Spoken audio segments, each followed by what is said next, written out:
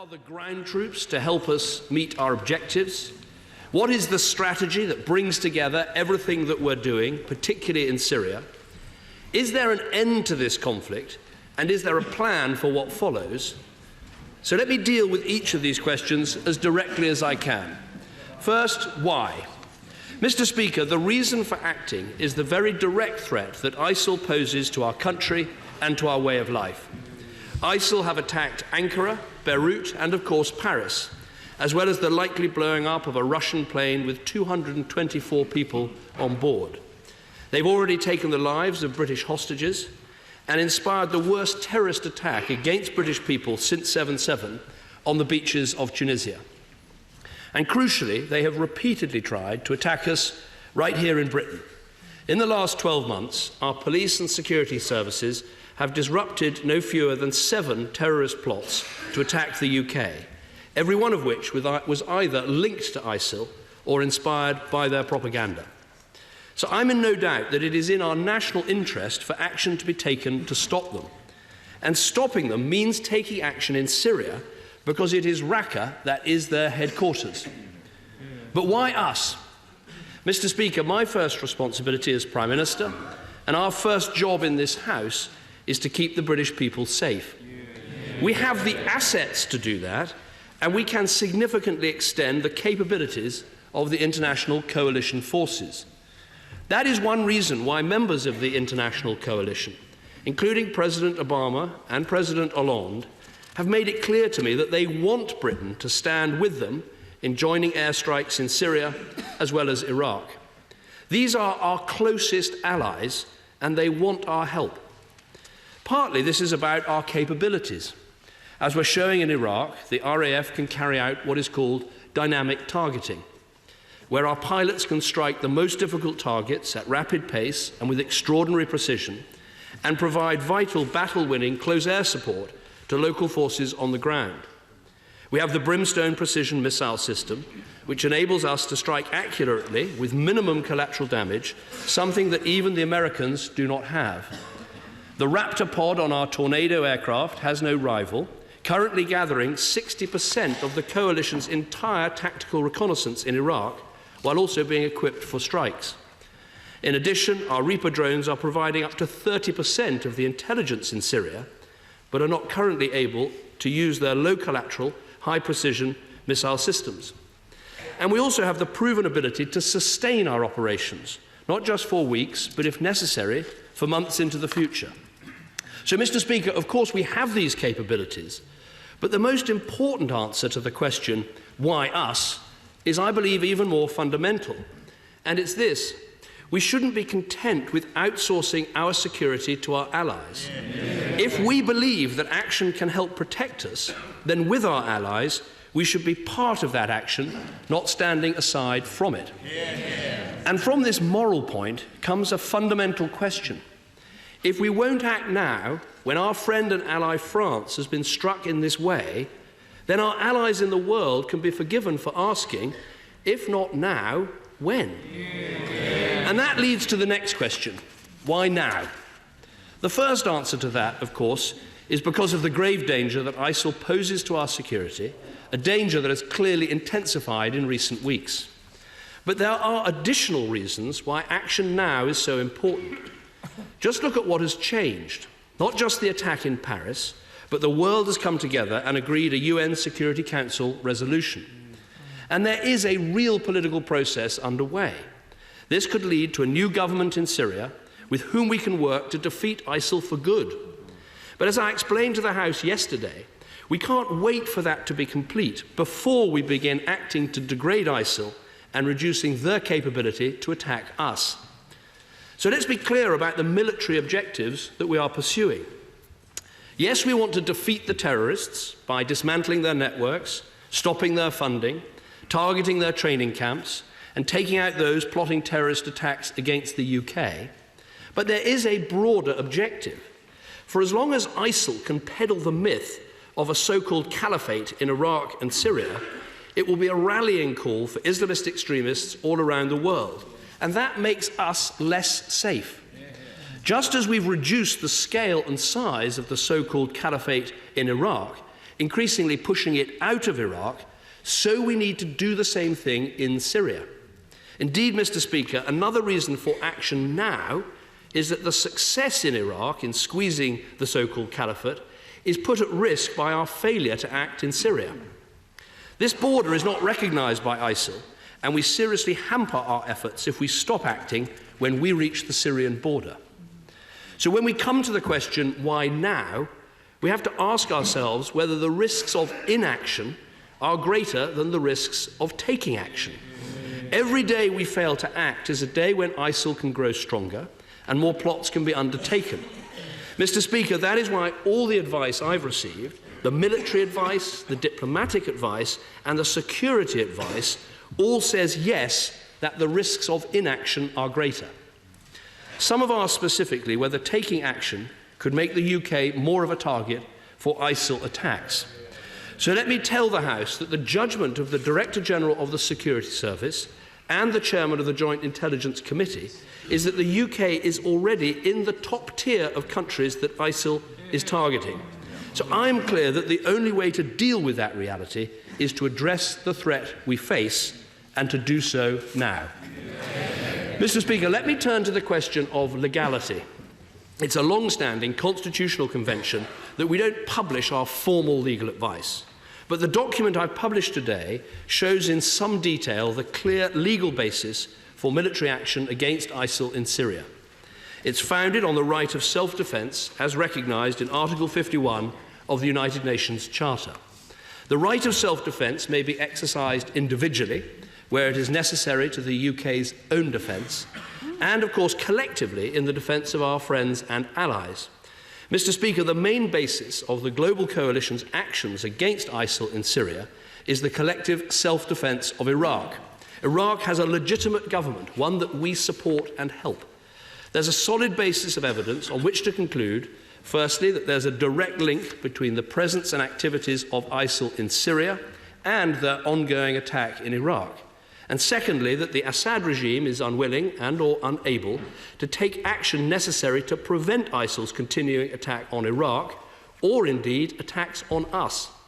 It's also clear that ISIL's campaign against the UK and our allies has reached the level of an armed attack, such that force may lawfully be used in self-defence to prevent further atrocities being committed by ISIL. And this is further underscored by the unanimous adoption of UN Security Council Resolution 2249. We should be clear about what this resolution means and what it says. The whole world came together, including all 5 members of the Security Council, to agree this resolution unanimously. The resolution states that ISIL, and I quote, constitutes a global and unprecedented threat to international peace and security. It calls for member states to take, and again I quote, all necessary measures to prevent and suppress terrorist acts committed specifically by ISIL. And crucially, it says that we should, and again I quote, eradicate the safe haven they've established over significant parts of Iraq and Syria.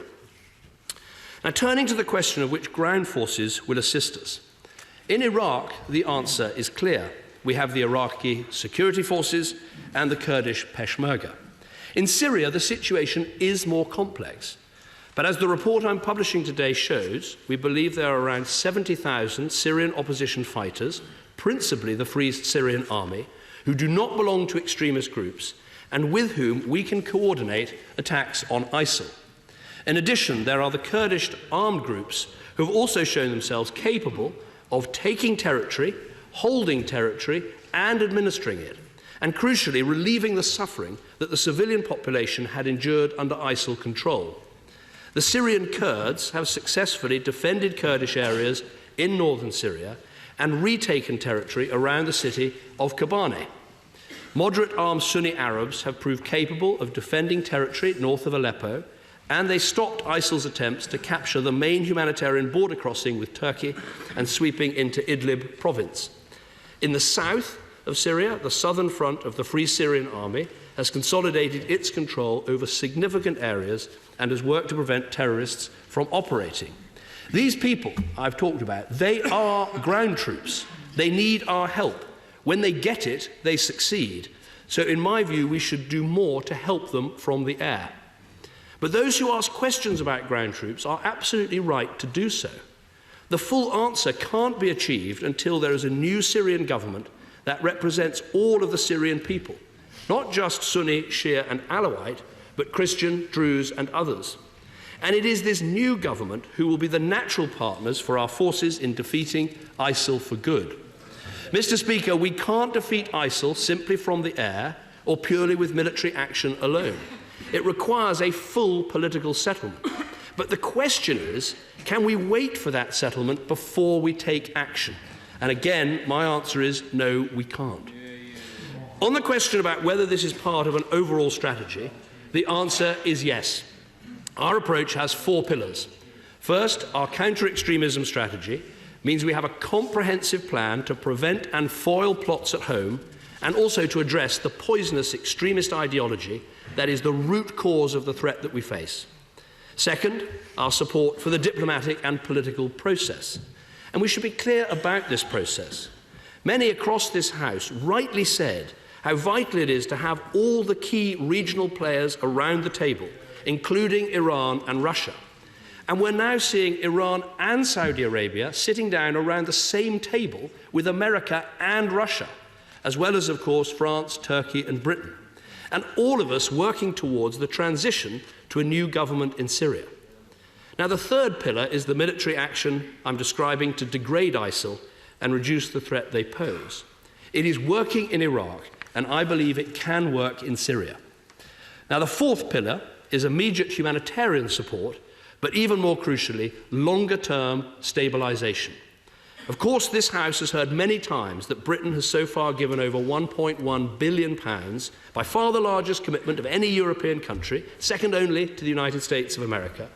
And this is helping to reduce the need for Syrians to attempt the perilous journey to Europe. And the donor conference I'm hosting in February, together with Germany, Kuwait, Norway and the UN, I believe that will help further. But the House is rightly also asking more questions about whether there will be a proper post-conflict reconstruction effort to support a new Syrian government when it emerges. And Britain's answer to that question is absolutely yes. I can tell the House that Britain would be prepared to contribute at least another £1 billion for this task. So all these elements, counter-terrorism, political and diplomatic, military and humanitarian, they need to happen together to achieve a long-term solution in Syria.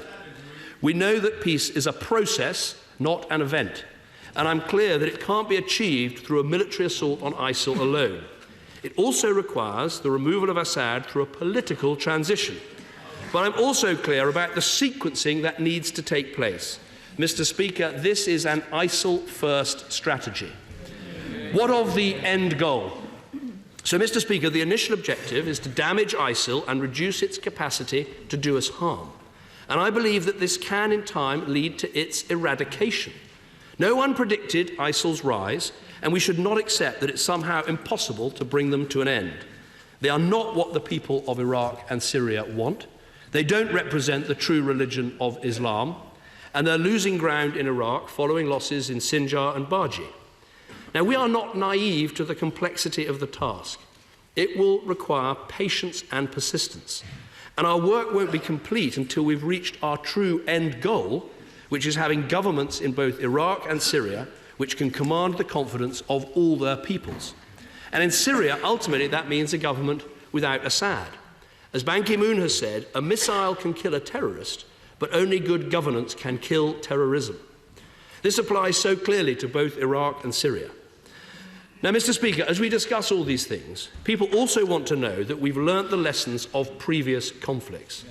Whatever anyone thought of the Iraq War, terrible mistakes were made in the aftermath in dismantling the state and the institutions of that country. And we must never make those mistakes again. The political process in Syria will in time deliver new leadership, and that is the transition we must support. We are not in the business of dismantling the Syrian state or its institutions. In Libya, the state and its institutions had been hollowed out after 40 years of dictatorship. When the dictatorship went, the institutions rapidly collapsed. But the big difference between Libya and Syria is that in Syria this time we have firm international commitment from all the backers of a future Syrian government around the table at the Vienna talks. The commitment is clear: to preserve and develop the state in Syria and allow a new representative government to govern for all its people. So, Mr. Speaker, I have attempted to answer the main questions. Why? Why now? Why us? Is it legal? What are the ground forces? Is there a strategy? What is the end point? And what is the plan for reconstruction? But I know this is a highly complex situation, and I know members on all sides will have other questions which I look forward to trying to answer this morning. One will be about the confused and confusing situation in Syria with regard to Russia's intervention. Mr. Speaker, let me reassure the House that the American-led Combined Air Operations Centre has a memorandum of understanding with the Russians. This enables daily contact and pragmatic military planning to ensure the safety of all coalition forces, and this would include our brave RAF pilots. Another question will be about whether we are taking sides in a Sunni versus Shia conflict. This simply is not the case. Yes, ISIL is a predominantly Sunni organisation, but it is killing Sunnis and Shia alike. Our vision for the future of Syria, as with Iraq, is not a sectarian entity, but one governed in the interests of all its people. So we wholeheartedly welcome the presence of states with both Sunni and Shia majorities at the Vienna talks and their support for international action, both against ISIL and towards a diplomatic solution in Syria. The House will also want to know what we're doing about the financing of ISIL. The document sets this out, and it includes intercepting smugglers, sealing borders, and enforcing sanctions to stop people trading with ISIL. But ultimately, ISIL is able to generate income through its control of territory. So while we're working with international partners to squeeze the finances wherever we can, it's the rolling back of ISIL's territory which will ultimately cut off its finances. Now, two of the most complex questions in an undoubtedly complex situation are these. First, will acting against ISIL in Syria actually help to bring about transition? I believe the answer is yes, not least because there can't be genuine transition without maintaining the territorial integrity of Syria. And ISIL completely deny, with their current action, this integrity. Crucially, destroying ISIL helps the moderate forces, and these moderate forces will be crucial to Syria's future.